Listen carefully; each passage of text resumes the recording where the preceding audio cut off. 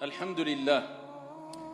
Alors, certaines personnes se posent la question quelquefois, ils se demandent est-ce qu'il est possible d'avoir un sixième sens? Est-ce que le sixième sens existe? Nous connaissons toutes et tous ces bienfaits ici immenses venant de Dieu qui sont les 5 sens qu'il nous a accordés à toutes et à tous.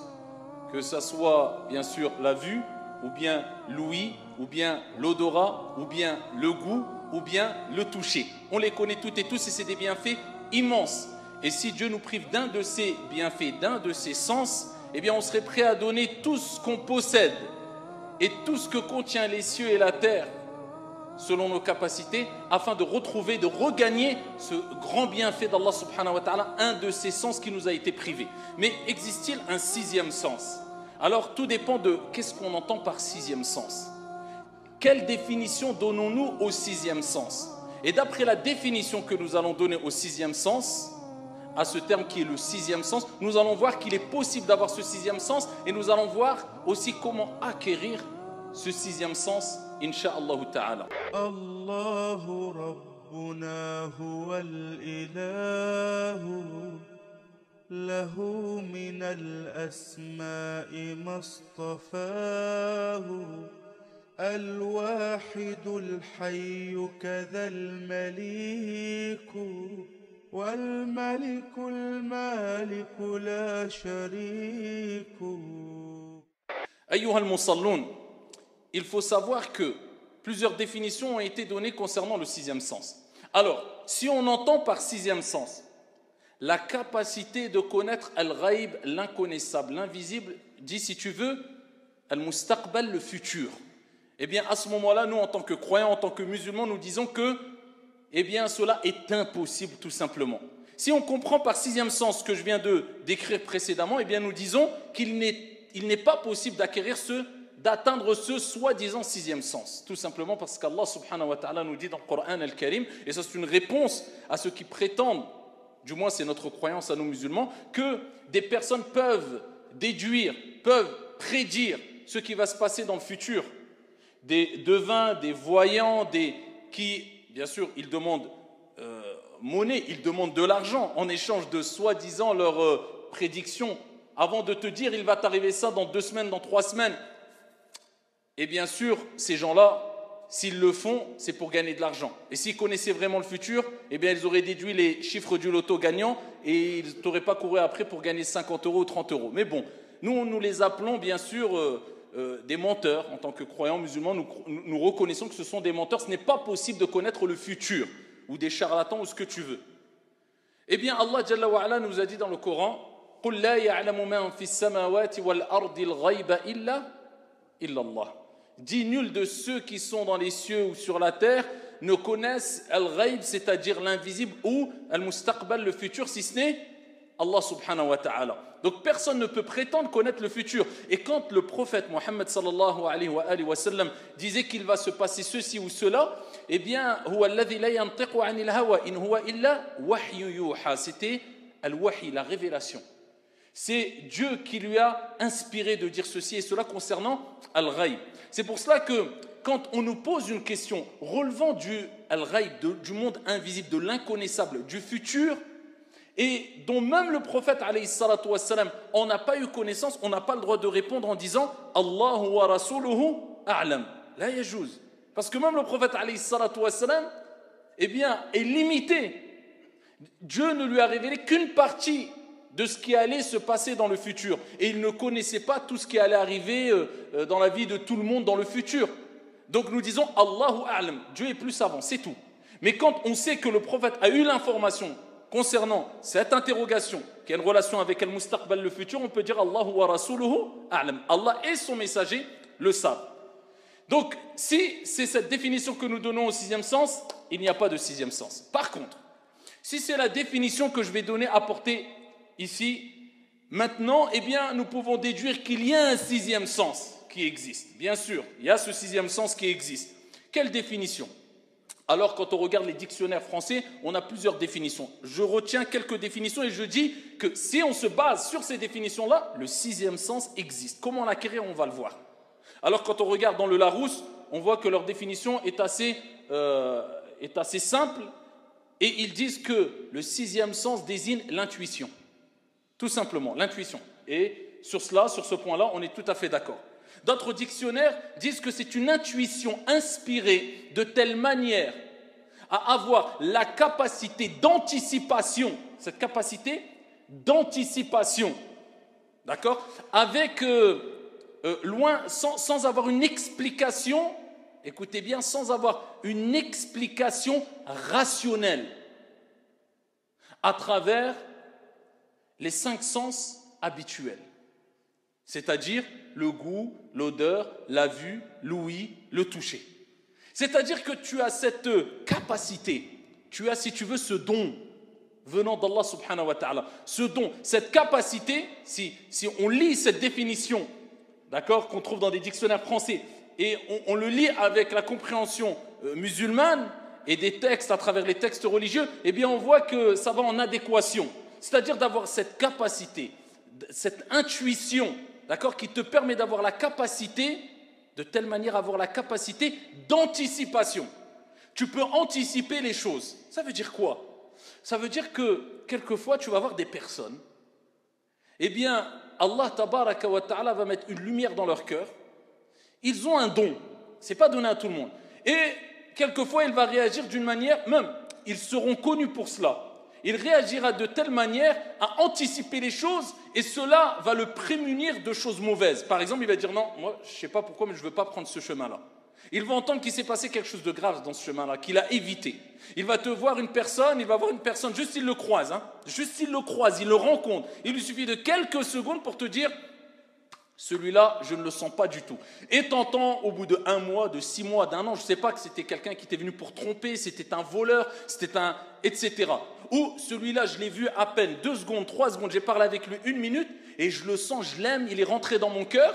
Et au fur et à mesure du temps, eh bien, cette personne est connue à travers les gens pour être une personne de bien. C'est des personnes qui ont cette intuition-là, cette capacité de pouvoir quelque part anticiper les choses et reconnaître les bonnes choses des mauvaises, distinguer entre le bien et le mal. Ils ont cette capacité de discernement entre le bien et le mal de manière générale. Et cette firasa, elle est possible. Cette firasa, cette intuition-là, elle est possible. Et on peut l'acquérir de plusieurs manières. Et cette intuition-là, en arabe, on l'appelle al-firasa. Comme j'ai cité précédemment, al-firasa. Et al-firasa rejoint un autre mot en arabe qui est al-basira. Al-basira, c'est la clairvoyance. C'est pas simplement tu vois. Non, tu vois, tu as les capacités de voir des choses que d'autres ne voient pas. C'est ça, tu vois des choses que d'autres ne voient pas. Est-ce que ça veut dire que tu connais l'invisible, tu connais le futur? Non, c'est qu'à des moments, Dieu t'a donné cette intuition, tu ressens. D'accord? Ce n'est pas une science exacte, ce n'est pas quelque chose de sûr à 100%. Et ce n'est pas parce qu'une fois tu vas sentir une chose qu'automatiquement tu as ce don tout au long de ta vie. Non, on est des êtres humains faibles, on a des faiblesses. Un jour ta foi peut être élevée, un jour ta foi elle peut être très basse. Et ça a une influence, ta foi al-iman, sur ta faculté d'avoir cette intuition-là, c'est-à-dire ce 6e sens. Et al-firasa, eh bien il faut savoir que al-ulama, les gens de science, eh bien, essayez d'acquérir al-firasa avant d'acquérir al-fiqh. Vous connaissez ilm al-fiqh? Toute notre vie, elle est faite de fiqh, de jurisprudence, de droit si on veut. Quand tu manges, quand tu dors, quand tu vas à la mosquée, il y a du fiqh. Donc toute la journée, tu as besoin du fiqh, de la jurisprudence. Pourquoi? Parce que le fiqh tourne autour de 5 jugements. Donc ce qui est halal, autorisé, licite, ce qui est wajib, obligatoire, ce qui est haram, illicite, ce qui est makro, déconseillé, ce qui est mubah, permis. Donc à chaque fois, tu peux donner un titre à ce que tu fais. Est-ce que c'est halal, est-ce que c'est makro, est-ce que c'est wajib, etc. Al-fuqaha, les gens les jurisconsultes, les montagnes, hein, eh bien, qui nous ont précédés il y a des siècles, ils apprenaient al-firasa. Donc, comme le prophète, il dit al-ilmu bit-ta'allum. La science s'acquiert à force d'être baigné dans la science, à force de rechercher la science. Eh bien pareil, certains savants disent que al-firasa, cette intuition, tu peux l'acquérir, mais il faut l'étudier. Et ça, on pourrait passer des heures à expliquer ou à donner des références religieuses sur ce thème-là, mais juste pour que vous ayez une notion. Et c'est pour cela que le grand imam, Al-Allama, Al-Imam Al-Shafi'i, rahimahullah, ce grand imam qui fait partie des 4 grandes sommités en islam, l'imam Al-Shafi'i disait « Ta'allamtu al-firasata qabla an ata'allam al-fiqh » J'ai appris al-firasa, cette science, cette intuition-là, cette capacité de différencier entre le bien et le mal, cette capacité de voir si celui qui me parle, c'est un mytho ou il dit vrai. Vous savez qu'aujourd'hui on est dans le monde des mythos, surtout aujourd'hui à notre époque. Donc celui qui n'a pas cette firasa, il va se faire avoir toutes les 2 secondes. Pourquoi les ulama cherchaient à apprendre cette science-là? Parce que les ulama, les gens de science, et c'est ce qui est demandé même à des simples prédicateurs aujourd'hui, parce que maintenant un peu tout le monde à son niveau donne des avis juridiques. Donc on a besoin de cela, al-firasa, parce que la personne qui va venir te voir toutes les heures, tous les jours, parce que tu es une référence religieuse, il va te poser des questions, il va mettre devant toi des problèmes, des situations, et il va te dire donne-moi des conseils. Il va chercher des conseils auprès de toi. Il va vouloir que tu juges entre lui et son épouse, par exemple, ou entre lui et sa famille. Mais si tu n'as pas cette firasa, cette capacité de voir quand il dit vrai, quand il dit faux, est-ce qu'il mitonne ou est-ce que c'est quelqu'un de véridique? Si tu n'as pas ce don de Dieu qui te permet de voir est-ce que c'est une personne véridique ou pas, et comment tu vas faire? Tu pourrais t'égarer.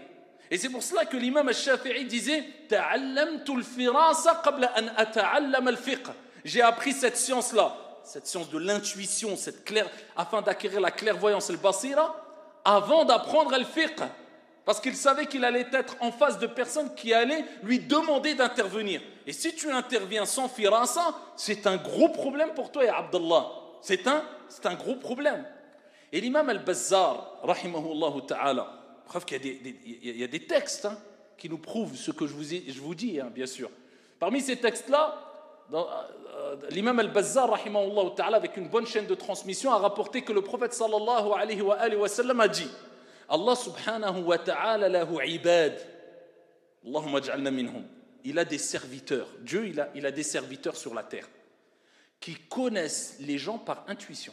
Le prophète alayhi salatu wa sallam, il dit il y a des serviteurs qui connaissent les gens par intuition. Il te voit une personne, il sait directement est-ce que c'est une bonne personne ou pas. Vous savez, souvent on le dit, celui-là je le sens ou je le sens pas. Tout le monde le dit, c'est vrai ou pas? Celui-là je le sens pas, je sais pas pourquoi. Celui-là, ça veut dire qu'on a tous ce don-là. Quelquefois tu te trompes. Mais il y a des gens, c'est vrai, ils se trompent pas. Il y a des gens, ils se trompent pas. Comment acquérir cette firasa? Comment acquérir cette intuition? Parce que au-delà des savants, des prédicateurs, on en a quelque part toutes et tous besoin dans la vie de tous les jours, afin de ne pas se faire tromper, afin de ne pas se faire voler, afin de ne pas se faire avoir, etc. C'est bon d'avoir cette intuition-là. Il y a 2 manières. La première des manières, eh bien, comme je vous ai dit, c'est un don qui vient de Dieu, une lumière, comme on dit les savants, et parmi eux Ibn Qayyim, rahimahullah ta'ala, que Dieu, yaqdhifuhu fi qalbi al-mu'min, met dans le cœur du croyant. D'accord? C'est un don.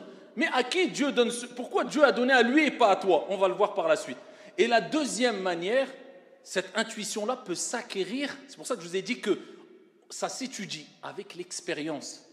Avec l'expérience.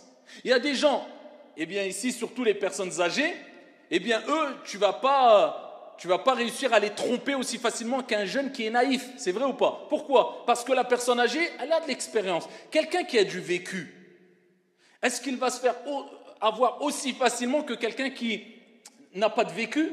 Donc bien sûr que quelqu'un qui a du vécu, sera plus armé afin de ne pas se faire avoir, ne pas se faire tromper, reconnaître les gens de bien ou mal, parce qu'il en a tellement rencontré des situations dans sa vie. Il en a tellement rencontré des gens dans sa vie que pour lui, il a atteint un niveau où il peut distinguer.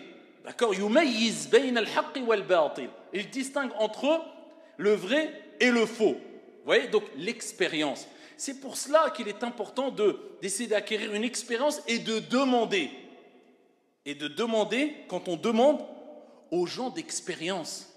Il y a des gens qui se précipitent dès qu'ils voient une personne qui est un peu éloquente, d'accord, et qui parle un peu de Dieu et du prophète, par exemple, et peu importe s'il le connaît ou il ne connaît pas son niveau, son expérience, il s'empresse et il lui étale des situations très délicates et il espère d'avoir une réponse. Et malheureusement, hein, on est quelquefois toutes et tous, hein, et moi le premier, on n'est pas exempt d'être dans une situation où Shaitan joue avec nous de telle sorte où on a honte de ne pas répondre. Et Shaitan dit, ah la honte, si tu ne réponds pas, ils vont dire celui-là c'est un imam, celui-là c'est un savant, celui-là c'est un shir, celui-là c'est un prédicateur, etc. Donc tu as envie de répondre. Et ceux qui n'ont pas de haut niveau, eh bien je peux vous dire qu'ils se précipitent à répondre. Et ça c'est dangereux. Donc faites très attention. Et qui allez voir? Au moins allez voir des gens connus pour leur science, mais pour leur expérience aussi. C'est pour cela que, par exemple, si tu as un problème de couple, ou avec tes enfants, ou la relation entre toi, ton épouse et tes enfants n'est pas bonne, est-ce qu'il est préférable, de manière générale, je dis, d'aller voir une personne qui est déjà mariée avec des enfants pour lui poser des questions, pour l'interroger sur tes problèmes que tu rencontres, ou alors voir une personne qui est célibataire bien qu'il ait de la science? Et les deux ont de la science. Lequel est mieux? C'est le premier ou pas? Bien sûr c'est le premier. Pourquoi? Non seulement le premier a de la science, mais il a l'expérience. Il va te répondre différemment. Quand il va te parler en vivant cette vie de couple et cette relation entre parents et enfants. Donc c'est pour cela que les savants en général, ils préconisent d'aller voir les personnes âgées dotées de science pour poser les questions religieuses. Ceux qui ont le plus d'expérience. Un jeune de 20 ans ne te répondra pas comme quelqu'un qui a 40 ans. Quelqu'un de 40 ans ne te répondra peut-être pas comme une personne de 60 ans si toutes ces catégories de personnes ont de la science. C'est pour cela que voir des gens, même quelquefois traiter des sujets, je me rappelle un de mes chers disait, je m'étonne de voir des gens traiter des sujets qui eux-mêmes ne vivent pas comme le mariage ou l'éducation des enfants. Alors, bien sûr qu'il y a des exceptions, ça ne veut pas dire qu'on n'est pas marié, on ne parle pas de mariage. On n'a pas d'enfants, on ne parle pas de l'éducation des enfants. Non, bien sûr que non. De grands savants n'étaient pas mariés et on parlait de cela. Mais en général, ce n'est pas pareil. Pour ça, allez voir les gens d'expérience. Et le prophète l'a dit dans Sahihain. Dans Sahih al-Bukhari, il dit « Khiyaruhum fil jahiliya, khiyaruhum fil din. Idha faquhu ajib. » Il nous rappelle que l'expérience, comme il dit Ibn al-Qayyim, même quand tu as eu une mauvaise expérience, quelqu'un qui a vécu des péchés, il a commis des péchés. Bien sûr, je ne fais pas la promotion des péchés ici, et je ne dis pas c'est mieux que tu ailles faire des péchés. Mais quelqu'un qui a commis un péché, peu importe, il avait menti, il avait volé, il s'est repenti des années après, quelqu'un va venir vers lui. Il va lui poser une question sur le vol. Je n'arrive pas à m'arrêter de voler, ou je n'arrive pas à arrêter de mentir, ou je n'arrive pas... Mais lui, il a déjà fait ça. Est-ce que vous pensez qu'il va répondre de la même manière que celui qui n'a jamais connu ces maux-là ou ces maladies-là? Il répondra d'une meilleure manière. C'est pour ça qu'Ibn al-Qayyim, il dit quelquefois, même derrière un péché, si on sait prendre des leçons, après notre repentir, derrière un péché, il y a un bien. Subhanallah. Parce que lui, il va dire, moi, je ne vais pas lui répondre de la même manière que je vais lui répondre comme j'aurais aimé qu'on me réponde à l'époque quand j'étais comme lui. Parce que je sais ce qu'il vit. Mais celui qui n'a jamais vécu cela, il ne sait pas ce qu'il vit. Il va lui répondre comme ça mécaniquement. C'est interdit, c'est pas bien. L'autre, il va dire, attends, c'est trop facile. Moi, j'ai vécu ça. Je sais que c'est dur d'arrêter de mentir. Ou je sais que c'est dur de faire ceci ou cela. Donc, je vais lui répondre d'une manière qui est adaptée par rapport à lui, par rapport au temps, par rapport à l'espace, par rapport à sa situation. Vous voyez? Donc, l'expérience est quelque chose d'essentiel pour acquérir al-firasa. Vous comprenez pourquoi il y a des savants qui disent on peut l'acquérir avec al-tajriba, avec l'expérience aussi. Et ici, il faut savoir que al-firasa, cette intuition-là, passe par al-basira. C'est quoi cette basira qu'on retrouve dans le Coran? قُلْ هَذِهِ سَبِيلِ أَدْعُو إِلَى اللَّهِ عَلَى بَصِيرَةٍ. Allah il dit, dis ceci et ma voix, j'appelle à Dieu ala basira. Comment tu appelles à Dieu? Ala basira, avec une clairvoyance. C'est pas tu vois simplement, non, c'est au-delà de ça. Avec clairvoyance, c'est-à-dire comme on dit al-mufassirun, les exégètes, avec science, avec certitude, ce qui va faire naître en toi al-hikma, la sagesse. Tu sauras quoi dire, de quelle manière, à quel moment. Parce que tout ne se dit pas de la même manière au même moment. Il y a des choses qui sont une vérité, mais ce n'est pas adapté à ce moment-là. Tu vas dire cette vérité maintenant à la personne en face de toi, ton ami, ton père, ta mère, ta soeur. Ça va créer plus de dégâts qu'autre chose. Il te faut de la sagesse. Anticiper. Vous voyez, c'est quoi? Anticiper. Tu vas déduire qu'est-ce qui va se passer. Vous voyez que ça, c'est une relation avec al-firasa. Et donc, l'intuition passe par quoi? Par al-basira, la clairvoyance, c'est-à-dire al-ilm aussi. C'est pour ça qu'il est important d'apprendre sa religion, d'apprendre les textes coraniques, parce que Dieu nous éduque dans le Coran, apprendre les textes prophétiques, car le prophète nous a éduqués dans les textes prophétiques. Et ici, c'est un trésor, c'est un océan d'expérience, de leçons, de morale, de science, d'éducation qu'on va trouver, qui va te servir dans la vie de tous les jours, car quand tu vas être en face d'une situation, tu vas te référer à ce que tu as déjà lu. Et donc tu vas te dire, ah, je vis ça, bah, regarde Dieu ce qu'a dit. Voilà, tu vas faire des sortes d'analogies, bien sûr conformes. Et comme cela, tu vas pouvoir t'éduquer, savoir comment réagir, de quelle manière. Pour ça, il est important de passer par al-basira. Et cela se gagne comment? Cela se gagne comment? Comment on atteint cela? Donc bien sûr, on a dit c'est un don. Ça peut être un don ou l'expérience. Mais dans tous les cas, que ce soit un don ou l'expérience, tu auras une intuition complète que si tu agis avec piété vis-à-vis de ton Seigneur, tabaraka wa ta'ala. Dieu ne donne pas à n'importe qui. Plus tu obéiras à Dieu, selon tes capacités au mieux, et plus tu t'écarteras des péchés, plus tu as de chances ici d'acquérir ce niveau-là. La preuve en est, Allah Jalla wa Ala dit dans le Coran, Ya ayyuhalladhina amanu, in tattaqullah, yaj'al lakum furqana. Si vous agissez avec piété, c'est-à-dire tu t'écartes, au moins, personne n'est parfait, mais au moins, ya ibadallah, faites tout ce qui est en vos capacités pour que demain, je ne vous dis pas dans 100 ans, peut-être ce soir vous allez mourir, on va mourir, on ne sait pas.